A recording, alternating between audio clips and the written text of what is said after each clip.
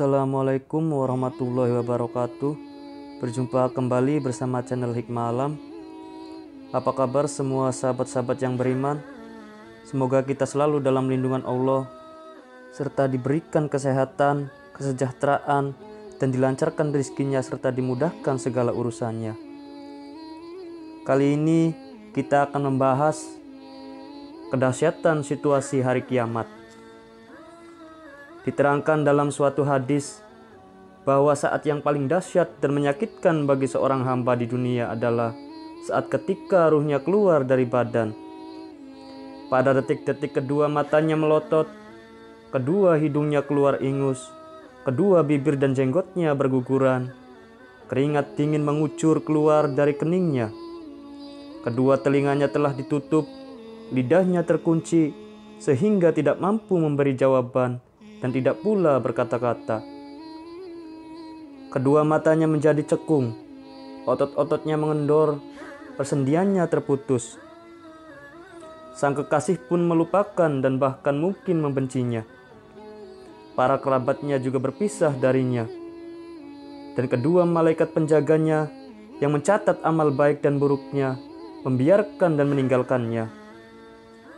Maka tinggallah dia seorang diri dalam kondisi kebingungan. Akalnya telah berubah dan kemungkinan setan dapat mencuri kesempatan yang menentukan itu untuk menghilangkan keimanannya pada saat yang amat dahsyat itu. Pintu taubat telah tertutup baginya. Kalimat yang paling utama diucapkan pada saat itu adalah kalimat syahadat. Sedangkan saat yang paling dahsyat ketika seorang hamba bertolak ke akhirat, yaitu tatkala sangkakala ditiup, ketika semua makhluk bangkit dari kuburnya, dan ketika orang-orang yang dianiaya berpegangan pada orang yang menganiaya untuk menuntut balas. Para malaikat sebagai saksinya, dan yang menanyainya adalah Allah Subhanahu wa Ta'ala saat siksaan berada di neraka dan kenikmatan berada di dalam surga. Saat setiap wanita yang hamil keguguran bayi yang dikandungnya, saat Anda melihat manusia mabuk, padahal sebenarnya mereka tidak mabuk, tetapi karena sisa Allah yang sangat pedih. Saat ketika anak kecil mendadak menjadi beruban pada hari itu, sebagaimana firman Allah Subhanahu wa Ta'ala yang artinya, maka bagaimanakah kamu akan dapat memelihara dirimu jika kamu tetap kafir kepada hari yang menjadikan anak-anak beruban. Quran Surat Al-Muzammil ayat 17. Dan firman Allah Subhanahu wa Ta'ala yang artinya, tidak ada siksaan atas mereka melainkan satu teriakan suara saja, maka tiba-tiba mereka semuanya mati. Quran Surat Yasin ayat 29. Dan juga firman Allah Subhanahu wa Ta'ala yang artinya, dan orang-orang yang bertakwa kepada Tuhan dibawa ke dalam surga berombong-rombongan pula. Quran Surat Az-Zumar ayat 73. Dijatajab bahwa yang menjadi saksi atas perbuatan mereka itu ada 7. Yang pertama adalah tempat, bumi tempat mereka melakukan perbuatan, sebagaimana firman Allah Subhanahu wa Ta'ala yang artinya, pada hari itu bumi menceritakan beritanya. Quran Surat Al-Zalzalah ayat 4. Yang kedua adalah zaman, sebagaimana yang diterangkan dalam suatu hadis bahwa setiap hari zaman itu berseru, yang artinya, aku ini adalah hari yang baru dan menyaksikan atas apa yang Anda kerjakan. Yang ketiga adalah lisan, sebagaimana firman Allah Subhanahu wa Ta'ala yang artinya, pada hari ketika lidah, tangan, dan kaki mereka menjadi saksi atas mereka terhadap apa yang dahulu mereka kerjakan. Quran Surat An-Nur ayat 24. Yang keempat adalah anggota badan, sebagaimana firman Allah Subhanahu wa Ta'ala yang artinya, dan berkatalah kepada kami tangan mereka dan memberi kesaksianlah kaki mereka terhadap apa yang dahulu mereka usahakan. Quran Surat Yasin ayat 65. Yang kelima adalah 2 malaikat hafadho, sebagaimana firman Allah Subhanahu wa Ta'ala yang artinya, padahal sesungguhnya bagi kamu ada malaikat-malaikat yang mengawasi pekerjaanmu, yang mulia di sisi Allah dan mencatat pekerjaan-pekerjaanmu itu. Mereka mengetahui apa yang kamu kerjakan. Quran Surat Al-Infitar ayat 10-12. Yang keenam adalah buku catatan amal. Sebagaimana firman Allah Subhanahu wa taala yang artinya, Allah berfirman, "Inilah kitab catatan kami yang menuturkan terhadapmu dengan benar." Quran Surat Al-Jatsiyah ayat 29. Yang ketujuh adalah Ar-Rahman, Allah yang maha mengetahui sebagaimana firman-Nya, yang artinya, melainkan kami menjadi saksi atasmu di waktu kamu melakukannya. Quran Surat Yunus ayat 61. Dengan demikian, bagaimanakah kondisi Anda, wahai orang-orang yang berbuat maksiat, setelah semua saksi memberikan kesaksian atas perbuatan Anda? Ketika buku-buku berterbangan pada hari kiamat, diriwayatkan dari Abi Dzar radhiyallahu anhu, dia berkata bahwa Rasulullah SAW bersabda, yang artinya, tidak ada seorang mukmin pun kecuali baginya setiap hari mempunyai lembaran sahifah yang baru. Apabila lembaran itu dilipat atau ditutup dan di dalamnya tidak ada bacaan istighfar, maka gelaplah lembaran tersebut. Dan jika lembaran itu telah ditutup dan di dalamnya terdapat bacaan istighfar, maka bersinarlah lembaran itu dengan cahaya yang bersinar terang. Imam Al-Faqih berkata, sesungguhnya tidak ada seorang pun di dunia kecuali pada dirinya disertai dua malaikat yang diberi mandat oleh Allah Subhanahu wa taala untuk menjaganya di waktu siang dan malam, serta menulis semua amal perbuatannya yang baik dan yang buruk, yang besar maupun yang kecil, beserta tempat dia melakukan perbuatan tersebut. Sebagaimana firman Allah Subhanahu wa taala yang artinya, padahal sesungguhnya bagi kamu ada malaikat-malaikat yang mengawasi pekerjaanmu, yang mulia di sisi Allah dan mencatat pekerjaan-pekerjaanmu itu. Mereka mengetahui apa yang kamu kerjakan. Quran Surat Al-Infitar ayat 10-12. Lembaran itu setiap hari diangkat dan setiap malam diangkat, dan dalam setiap tahun syahifah-syahifah itu dihimpun pada malam pertengahan bulan Sya'ban atau nifsu Sya'ban. Setiap perkataan dan perbuatan yang sia-sia dilempar atau dihapus. Setiap tahun, kitab-kitab itu dikodifikasikan sebagai buku catatan amal secara rapi. Apabila telah tiba ajal seorang hamba, buku-buku yang telah terjilid itu antara yang satu dengan yang lainnya dihimpun. Dan apabila ruh seorang hamba tersebut telah keluar dari jasadnya, maka ditutuplah buku tersebut dan dikalungkan pada lehernya dalam keadaan tersegel. Dan buku-buku tersebut disertakan bersama pemiliknya di dalam kubur. Inilah makna dari firman Allah Subhanahu wa taala yang artinya, dan tiap-tiap manusia itu telah kami tetapkan amal perbuatannya sebagaimana tetapnya kalung pada lehernya. Quran Surat Al-Isra ayat 13. Maksudnya adalah bahwa Allah telah mengalungkan buku catatan amal perbuatan mereka pada lehernya. Dikalungkan di leher karena leher adalah tempat sesuatu kalung yang membuatnya bertambah elok atau justru sebaliknya. Firman Allah Subhanahu wa taala yang artinya, dan kami keluarkan baginya pada hari kiamat sebuah kitab yang dijumpainya terbuka. Quran Surat Al-Isra ayat 13. Maksudnya adalah Allah memberikan kitab tersebut pada seorang hamba, lalu dikatakan padanya agar dia membaca kitab catatan amalnya selama di dunia. Sebagaimana firman Allah Subhanahu wa taala yang artinya, bacalah kitabmu. Cukuplah dirimu sendiri pada waktu ini sebagai penghisap terhadapmu. Quran Surat Al-Isra ayat 14. Ketika Allah menghimpun semua makhluk di pelataran padang mahsyar hari kiamat dan hendak menghitung amal perbuatan mereka, buku-buku tersebut melayang berterbangan di atas para makhluk bagaikan embun. Kemudian terdengar seruan Rabbani dari arah Allah yang Maha Penyayang. Wahai fulan, ambillah buku Anda dengan tangan kanan. Wahai fulan, ambillah buku Anda dengan tangan kiri. Dan wahai si fulan, ambillah buku Anda dari belakang punggung. Pada hari itu, tidak ada seorang pun yang mampu mengambil bukunya kecuali sesuai dengan apa yang telah diperintahkan oleh Allah Subhanahu wa taala.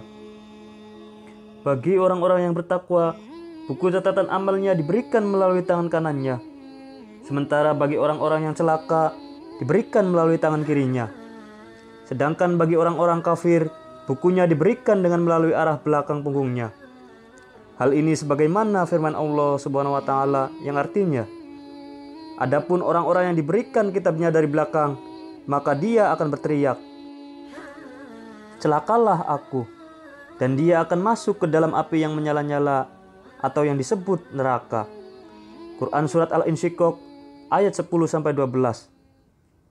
Pada hari perhitungan amal, manusia dibagi menjadi 3 tingkatan golongan. Yang pertama adalah golongan yang dihisab secara mudah atau tidak terbelit-belit dan tidak pula menyulitkan, yaitu orang-orang yang bertakwa. Yang kedua adalah golongan yang dihisab dengan sangat pelik dan menyulitkan. Lalu orang-orang tersebut dihancurkan. Mereka adalah golongan orang-orang yang kafir. Yang ketiga adalah golongan yang dihisab secara teliti, sekalipun kemudian pada akhirnya diselamatkan, yaitu golongan orang-orang yang berbuat maksiat. Nabi SAW bersabda, telapak kaki seorang hamba tidak akan beranjak dari tempatnya pada hari kiamat di hadapan Allah, sehingga ia ditanya tentang umurnya, untuk apa ia habiskan. Ditanya tentang hartanya, dari mana harta itu diperoleh dan untuk apa harta itu dihabiskan. Kemudian ditanyakan pada seseorang mengenai isi buku catatan amalnya. Dan ketika telah sampai pada akhir pertanyaan, Allah Subhanahu wa taala berfirman, wahai hambaku, inilah semua amal perbuatan Anda. Atau malaikatku telah menambahkan sesuatu padanya? Maka hamba itu menjawab, wahai Tuhanku, tidak. Ada tambahan oleh malaikat, tetapi semua itu adalah amal perbuatanku. Kemudian Allah Subhanahu wa taala berfirman, akulah yang menutupi kesalahan-kesalahan Anda di dunia. Dan pada hari ini, aku beri Anda pengampunan. Maka pergilah karena sesungguhnya Anda telah aku ampuni. Inilah kondisi orang-orang yang dihisab secara teliti dan berhadapan secara langsung, hingga ia merasa kelelahan dan tersiksa. Namun kemudian, ia diselamatkan berkat anugerah keutamaan Allah Subhanahu wa taala. Sedangkan orang-orang yang dihisab dengan mudah, yaitu sebagaimana golongan orang-orang yang disebutkan dalam firman-Nya, yang artinya, adapun orang yang diberikan kitabnya dari sebelah kanannya, maka dia akan diperiksa dengan pemeriksaan yang mudah. Quran Surat Al-Insyiqaq ayat 7-8.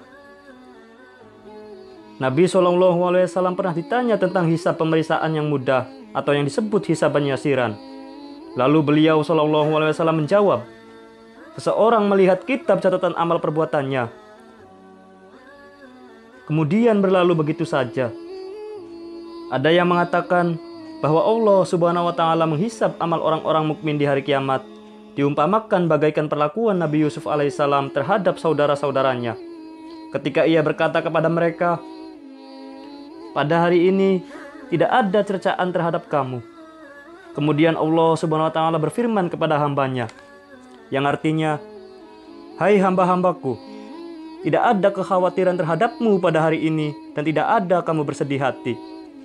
Quran Surat Az-Zukhruf ayat 68. Nabi Yusuf alaihissalam berkata kepada saudara-saudaranya, apakah Anda mengetahui apa yang telah Anda perbuat terhadap Yusuf? Seperti itulah Allah Subhanahu wa taala berfirman kepada hambanya, apakah Anda tahu apa yang telah Anda perbuat ketika Anda mengingkari perintahku? Adakah Anda ingat apa yang Anda perbuat ketika Anda berlaku ingkar? Dalam suatu hadis diterangkan bahwa jika Allah Subhanahu wa taala menghendaki untuk menghisab makhluknya, terdengarlah seruan dari sisi Allah yang Maha Penyayang. Di manakah Nabi keturunan Hashim? Lalu datanglah Nabi Muhammad SAW kepada Tuhannya seraya memuji kebesarannya dan menyanjungnya. Semua makhluk menjadi terheran-heran dan terkagum-kagum kepada beliau. Kemudian Rasulullah SAW memohon kepada Tuhan agar tidak mempermalukan umatnya. Maka Allah Subhanahu wa taala berfirman, tunjukkanlah, bawalah kemari umat Anda, hai Muhammad. Maka beliau mengajukan umatnya.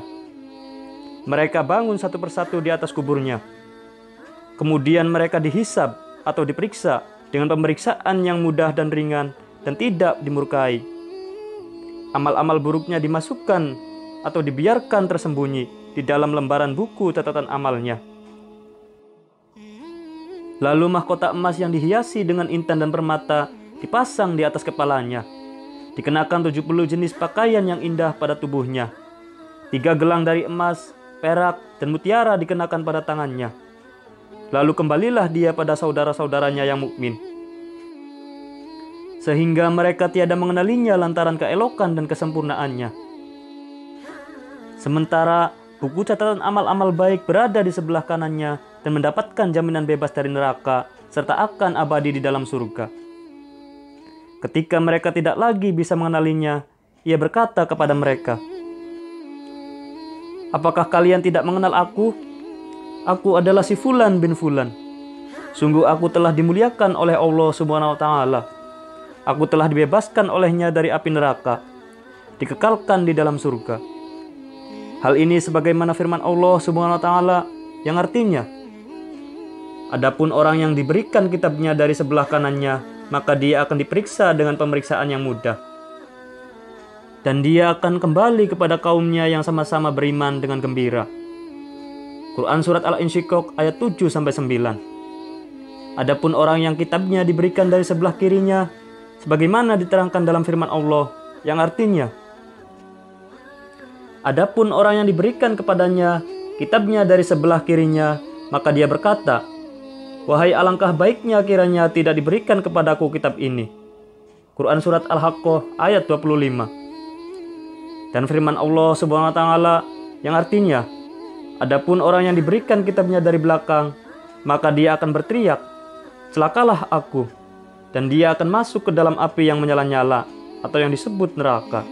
Quran Surat Al-Insyiqaq ayat 10-12.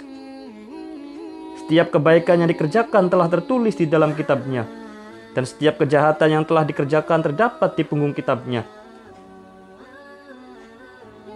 Dan orang yang kitabnya diterimakan dari sebelah kirinya, maka dia berada di dalam siksa, sekalipun ia melakukan kebaikan, karena dia adalah kafir. Sebab kebaikan yang dikerjakan oleh seseorang sementara dia kafir, maka tidak ada pahala baginya. Kondisi tubuh orang kafir pada hari itu dibesarkan seperti Gunung Hiro dan Gunung Abi Kubais. Kedua gunung tersebut berada di Mekah, sementara di kepalanya terpasang mahkota dari api neraka.